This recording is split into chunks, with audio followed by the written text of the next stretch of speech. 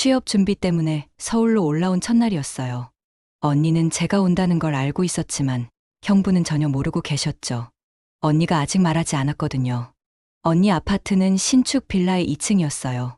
현관문을 열자 바로 보이는 거실은 아늑했지만 생각보다 좁았어요. L자형으로 연결된 주방에서는 언니가 좋아하는 화이트 톤의 가구들이 정갈하게 놓여 있었죠. 거실 끝에서 시작되는 복도는 생각보다 짧았어요. 성인 2명이 지나가기엔 조금 비좁을 정도였죠. 제가 머물 곳은 그 복도 끝에 있는 작은 방이었는데 언니가 서재로 쓰던 곳이었어요. 언니는 제가 와서 너무 기뻐하며 좋은 것들 사다 주겠다고 쇼핑을 나갔어요. 면접 준비 스트레스 받지 말고 편히 지내라고 하면서요. 몇 번째 떨어진 면접 때문에 마음이 무거웠던 저는 짐을 정리하다가 지쳐버렸어요. 작은 방이 답답해서 언니 침실로 가서 잠깐 누워있기로 했어요. 넓고 푹신한 침대가 너무 편해서 언제 그랬냐는 듯 깊게 잠들어 버렸죠. 의식이 흐릿한 상태에서 갑자기 느껴진 강렬한 감각이었어요. 뜨겁고 큰 무언가가 제 안쪽 깊은 곳을 파고들고 있었어요. 너무 벅차서 숨을 제대로 쉴 수가 없었죠. 깨어나려고 해도 몸이 말을 듣지 않았어요. 아픔과 이상한 기분이 동시에 밀려왔어요. 이런 느낌은 처음이었어요. 꿈에서도 이렇게 생생할 수가 있나요?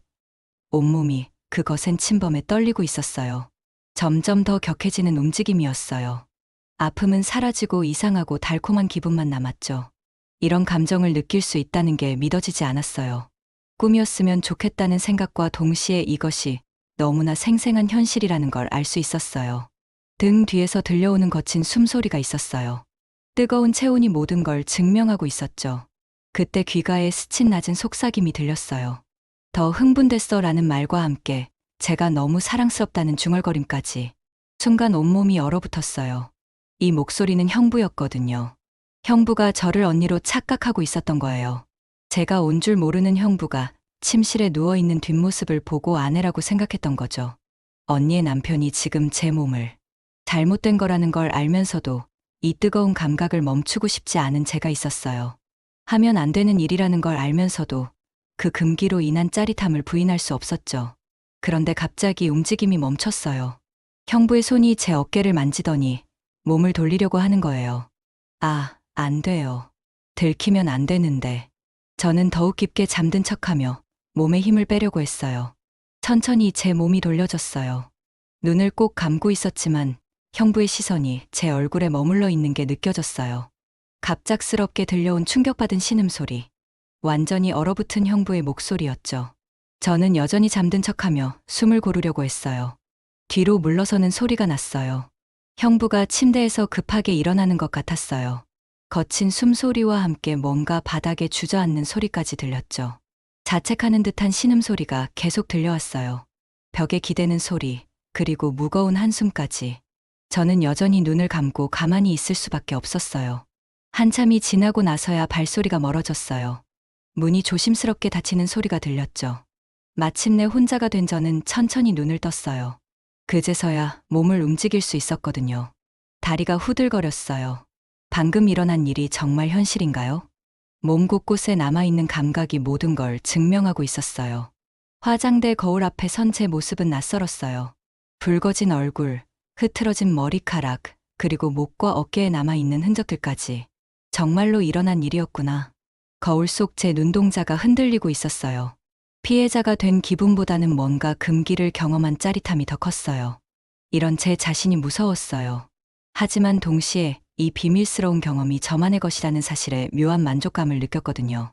형부를 다시 마주해야 한다는 생각에 심장이 뛰기 시작했어요. 그리고 언니가 돌아왔을 때 저는 어떤 얼굴로 맞이해야 할까요? 급하게 제 방으로 돌아가는 복도를 걸으며 아직도 다리가 떨리는 걸 느꼈어요. 작은 방에 도착해서야 겨우 안도의 숨을 쉴 수 있었어요. 1시간 후 현관문이 열리는 소리가 들렸어요. 언니가 쇼핑을 마치고 돌아온 거였죠. 저는 재빨리 방에서 나와 거실 소파에 앉아 책을 읽는 척하고 있었어요. 장 많이 했다며 밝게 웃는 언니의 모습이 보였어요. 제가 좋아하는 것들로 골라왔다는 자랑도 했죠. 하지만 저는 제대로 대답할 수 없었어요. 1시간 전 일이 너무 생생했거든요. 언니는 부엌에서 바쁘게 요리를 시작했어요. 제가 도와주겠다고 했지만 언니가 쉬라고 했죠.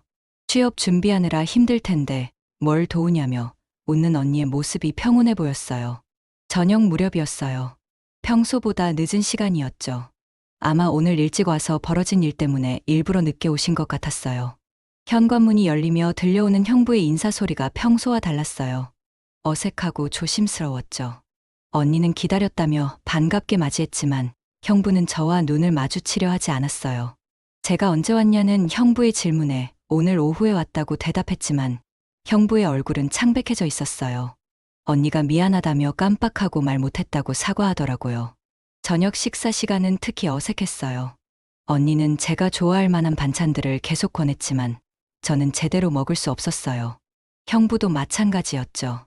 저희는 서로를 의식하며 고개를 숙이고 있었어요. 제가 많이 안 먹는다며 걱정하는 언니의 목소리가 들렸어요.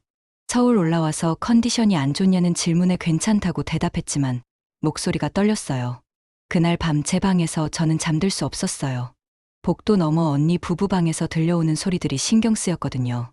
언니의 웃음소리와 형부의 낮은 목소리가 들렸지만 평소와 달리 뭔가 어색한 느낌이었어요. 다음 날부터 저희는 서로 피하며 지냈어요. 형부는 평소보다 일찍 출근하고 늦게 들어왔어요. 저도 형부가 계실 시간에는 제 방에서 나오지 않으려 했어요. 언니는 아무것도 눈치채지 못한 채 평소와 같은 일상을 이어갔어요. 하지만 그 며칠 동안 저는 계속 그날의 감각을 되새겼어요.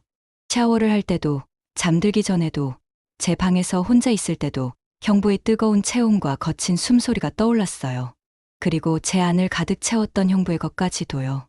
복도를 지날 때마다 그날이 떠올랐어요. 이 좁은 복도에서 저희가 마주친다면 어떨까 하는 상상을 하며 몸이 뜨거워졌어요. 사흘째 되는 날 아침, 어쩔 수 없이 복도에서 마주쳤어요.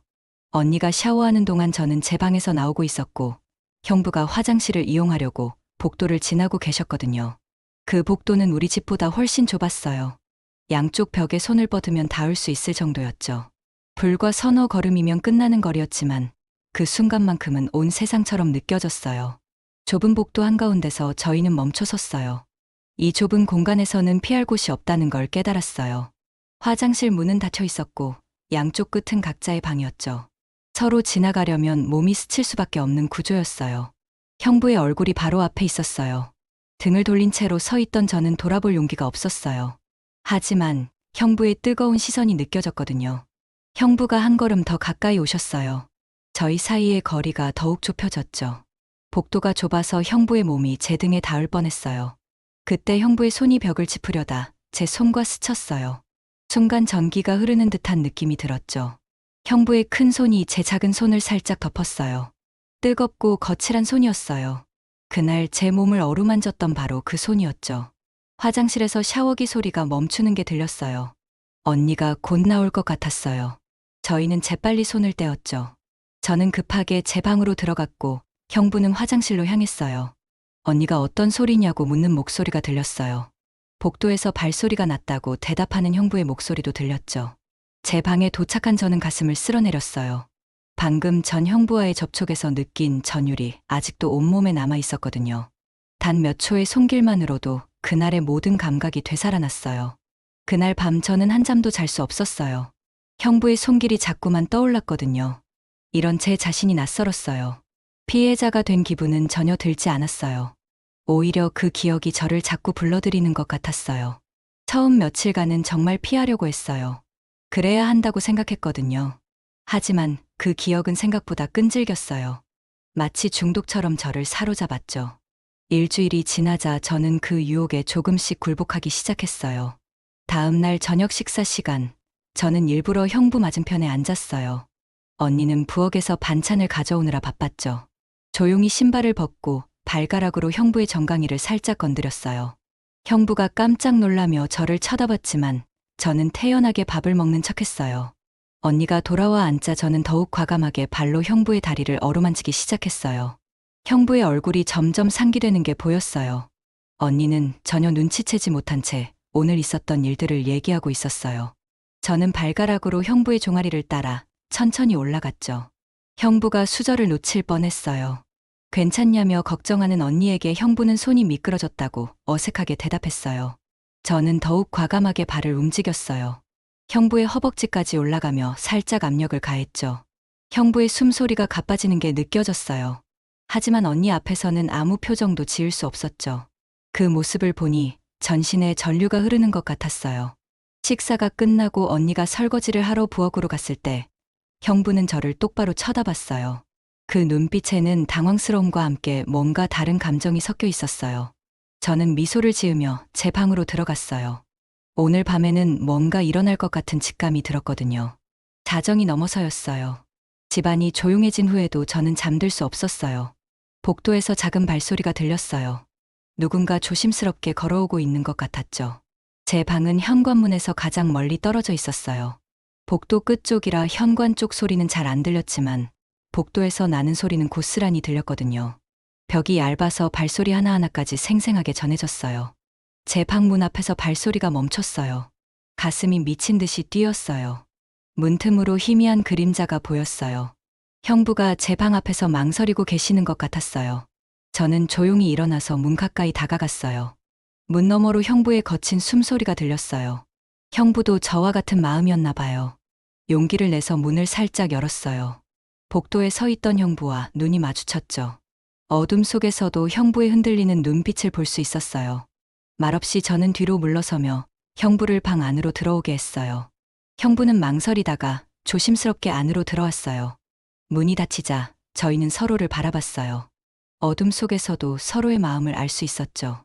이번에는 착각도 실수도 아니었어요. 저희 둘 다 완전히 의식적으로 선택한 일이었어요. 저는 먼저 다가가서 형부의 손을 잡았어요. 그 큰 손이 뜨겁고 거칠었어요. 그날 제 몸을 탐했던 바로 그 손이었죠. 형부가 제 이름을 작게 불렀어요. 목소리가 떨리고 있었어요.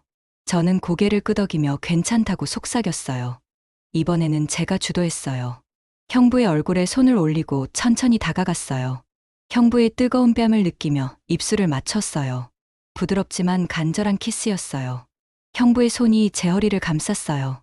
큰 손이 제 가는 허리를 완전히 감쌀 수 있었어요. 저는 형부의 목에 팔을 둘렀어요. 침대 가장자리에 앉아서 저희는 서로를 탐했어요. 이번에는 서두르지 않았어요. 천천히, 조심스럽게, 하지만 확실하게요. 형부의 손이 제 등을 따라 올라갔어요. 셔츠 단추를 하나씩 풀어내는 형부의 손길이 느껴졌어요. 차가운 공기가 피부에 닿자 소름이 돋았어요. 저도 형부의 셔츠에 손을 댔어요. 단추를 풀어낼 때마다 형부의 탄탄한 가슴이 드러났죠. 손바닥으로 만진 형부의 심장이 빠르게 뛰고 있었어요. 침대 위로 천천히 누워가며 저희는 서로를 탐했어요. 마치 오랫동안 목말랐던 사막의 여행자가 오아시스를 발견한 것처럼 간절했어요. 형부의 입술이 제 목을 따라 내려왔어요. 쇄골을 지나 더 아래로. 그 감촉에 저는 작은 신음을 참을 수 없었어요. 뜨겁고 큰 무언가가 제 깊은 곳을 찾아왔어요. 첫 번째와는 달리 이번에는 아픔이 아닌 달콤한 충만함이었어요. 마치 빈 그릇이 따뜻한 물로 채워지는 것 같았죠. 저희는 함께 리듬을 만들어 갔어요. 파도가 밀려왔다 물러가는 것처럼 자연스럽고 본능적인 움직임이었어요. 복도 너머에서 언니가 뒤척이는 소리가 들렸지만 저희는 멈출 수 없었어요. 얇은 얼음 위를 걷는 기분이었어요. 시간이 흘렀어요. 얼마나 지났는지 알 수 없었죠. 저희는 서로의 온기 속에서 조용히 숨을 고르고 있었어요. 형부가 제 이마에 입을 맞췄어요. 부드럽고 다정한 키스였어요. 그리고 조심스럽게 일어나기 시작했어요. 저는 형부의 손목을 잡았어요. 아직 보내고 싶지 않았거든요. 하지만 형부는 미안하다는 듯한 표정으로 고개를 저었어요. 언니가 깰 수도 있다는 걸 저희 둘 다 알고 있었어요. 형부는 조용히 옷을 정리하고 문 쪽으로 향했어요. 문을 열기 전에 돌아보며 제게 무언가 말하고 싶어하는 표정을 지었어요. 하지만 결국 아무 말도 하지 않고 조심스럽게 방을 나갔어요. 혼자 남은 저는 이불을 끌어안고 방금 전 일을 되새겼어요. 이제 정말로 돌이킬 수 없는 선을 넘었다는 걸 깨달았어요. 하지만 새벽이 밝아오면서 차가운 현실이 밀려왔어요. 거울 속 제 모습을 보며 깨달았어요. 이대로 계속 있다가는 정말 큰일이 날 것 같았어요. 그 후 2주 동안 저는 고민에 빠졌어요. 형부와 마주칠 때마다 서로의 눈빛에서 같은 갈망을 읽을 수 있었거든요. 언니는 여전히 아무것도 모른 채 저를 챙겨주었어요. 그런데 어느 날 언니가 제게 말했어요. 요즘 제가 많이 달라졌다고, 뭔가 어른스러워졌다고. 그 말을 들으며 가슴이 철렁 내려앉았어요. 무엇보다 제 자신이 무서웠어요. 이런 관계에 빠져 있는 제가, 죄책감보다 갈망을 느끼는 제가 낯설었거든요. 이러다가 정말 가정을 파탄낼 수도 있겠다는 생각이 들었어요. 결국 3주째 되는 날, 저는 결심을 했어요. 언니에게 본집으로 내려간다고 말했어요. 집에서 공부하는 게 더 집중이 잘 될 것 같다고 했죠. 언니는 많이 아쉬워했어요. 겨우 적응했는데 벌써 가냐며 서운해했죠. 형부는 아무 말도 하지 않았지만 복잡한 표정을 지었어요. 저희의 시선이 마지막으로 마주쳤을 때 그 눈빛에는 아쉬움과 안도감이 동시에 담겨 있었어요. 짐을 싸면서 저는 알고 있었어요. 이곳에 더 있었다면 정말로 돌이킬 수 없는 일이 벌어졌을 거라는 걸. 그리고 그건 모두에게 상처만 남길 뿐이라는 것도요. 6개월 후 저는 드디어 취업에 성공했어요. 작은 회사였지만 제가 원하던 분야였죠. 언니는 정말 기뻐했어요. 축하한다며 서울로 놀러 오라고 했어요. 이번에는 저도 용기를 내서 올라갔어요. 시간이 많은 걸 정리해 줄 거라고 생각했거든요. 언니 집에 도착했을 때는 묘하게 떨렸어요. 예전과 똑같은 복도, 똑같은 방들. 하지만 저는 달라져 있었죠. 형부도 자연스럽게 축하한다며 웃어주셨어요. 겉으로는 정말 평범한 인사였어요. 저녁 식사를 하며 저희는 가족처럼 대화했어요. 회사 얘기, 취업 준비 고생했던 얘기들까지요. 형부도 직장 선배로서 조언을 해주셨어요. 그런데 형부가 건넨 와인 한 잔을 받을 때였어요. 손이 스칠 뻔한 순간 여전히 심장이 뛰었어요. 0.1초의 망설임이 있었죠. 서로 모르는 척했지만 그 찰나의 시간 동안 우리는 여전히 그날을 기억하고 있다는 걸 알 수 있었어요. 언니가 화장실에 간 사이 형부가 조용히 뭔가 말하려다가 멈췄어요. 그때 일에 대해서 말하려던 것 같았어요. 하지만 언니가 돌아와서 그 말은 영원히 미완성으로 남았어요. 어쩌면 그게 좋은 걸지도 모르겠어요. 그날 밤 제 방에서 잠들기 전 저는 창밖을 바라봤어요. 몇 달 전의 그날들이 여전히 선명했어요. 완전히 잊었다고 말하면 거짓말일 거예요. 하지만 이제는 그 기억과 함께 살아갈 수 있을 것 같았어요. 다음 날 아침 형부가 출근하시면서 취업 축하한다고 앞으로 좋은 일만 있을 거라고 하셨어요. 정말 평범한 가족의 인사였어요. 저는 웃으며 감사하다고 대답했어요. 하지만 저희 둘 다 알고 있었어요. 어떤 기억들은 생각보다 끈질기다는 것을. 그리고 그것이 꼭 나쁜 것만은 아니라는 것도요. 언니가 행복해하는 모습을 볼 때마다 안도감과 묘한 죄책감이 동시에 밀려와요. 제가 한 선택이 옳았는지 지금도 완전히 확신할 수는 없어요. 시간이 모든 걸 해결해준다고 하지만 어떤 일들은 해결되는 게 아니라 그냥 익숙해지는 것뿐인 것 같아요. 흠집난 그릇도 여전히 그릇인 것처럼요. 저는 새로운 시작을 했어요. 하지만 완전히 새로운 사람이 된 건 아니에요. 그날의 저도, 지금의 저도 모두 진짜 저니까요. 언젠가 다시 언니 집에 놀러 갈 거예요. 그때도 아마 이런 기분일 것 같아요. 평범하면서도 평범하지 않은, 자연스러우면서도 어색한 그런 기분 말이에요. 그리고 그것도 괜찮다고 생각해요.